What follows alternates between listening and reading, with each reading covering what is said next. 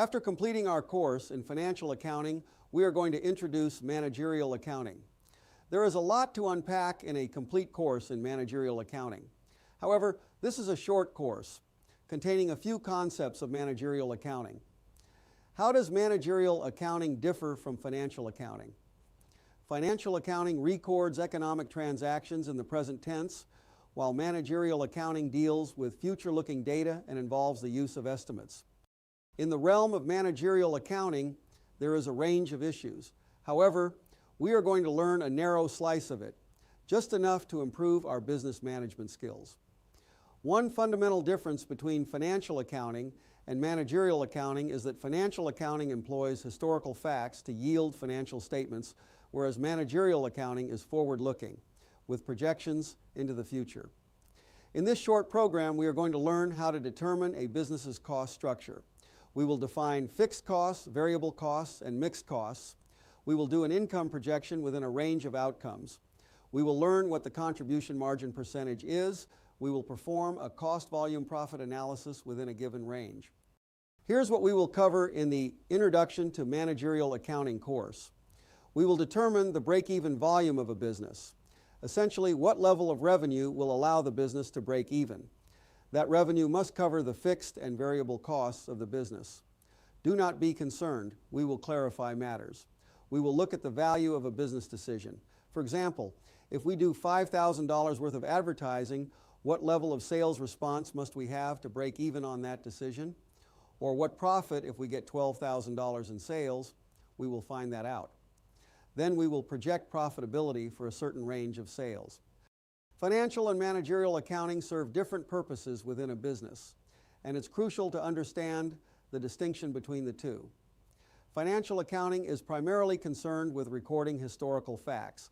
This includes tracking past transactions and producing reports, such as income statements and balance sheets, that are used by external stakeholders like investors, regulators, and creditors. The reporting is periodic, often quarterly or annually, and follows strict regulatory guidelines like GAAP or IFRS to ensure accuracy and consistency. In contrast, managerial accounting looks forward. It is about making projections, estimating future revenue and costs, and is used by internal management to make informed business decisions. These reports are more flexible, produced as frequently as necessary, and aren't bound by formal regulations. The focus is on helping managers plan, control, and optimize business operations. In essence, while financial accounting is backward-looking and follows strict rules, managerial accounting is forward-looking and aims to provide actionable insights for decision-making. We are going to analyze a business's cost structure. What does that mean?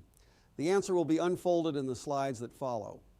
Fixed costs are expenses that do not vary within a range of sales. We say range of sales because if we increase revenue beyond a certain range of sales, fixed costs might go up. Let us assume that at a higher level of sales, we may need more office space or more warehouse space. As it is, we have rent, property taxes, insurance, health and liability insurance, professional services, officer salaries, office expense, supervisor's salaries, interest expense, auto expense, depreciation expense. All of the above remain the same within a given range of revenue. Variable costs are expenses that vary directly with the level of sales. They include cost of merchandise sold, direct labor for service companies, advertising, sales commissions, additional sales incentives, bad debts, production incentives, warranty costs, shipping, and franchise fees. Some costs we call mixed costs. They have a fixed cost element and a variable cost component. Consider rent in a retail space. Some leases have a monthly fixed cost element due regardless of the level of sales and a variable cost component like 5% fees on sales. Officer compensation has a regular salary plus performance incentives like stock options and bonuses. A certain amount of advertising may cover a period of time, say 6 months, and a variable cost component. Direct labor does not exactly vary with sales linearly. Production managers know that if the workflow slows down, then production employees slow down so that labor per dollar of sales goes up. Royalty agreements could be structured as a fixed cost per month and then a cost that varies directly with sales, or a royalty that has a monthly minimum regardless of the volume of sales.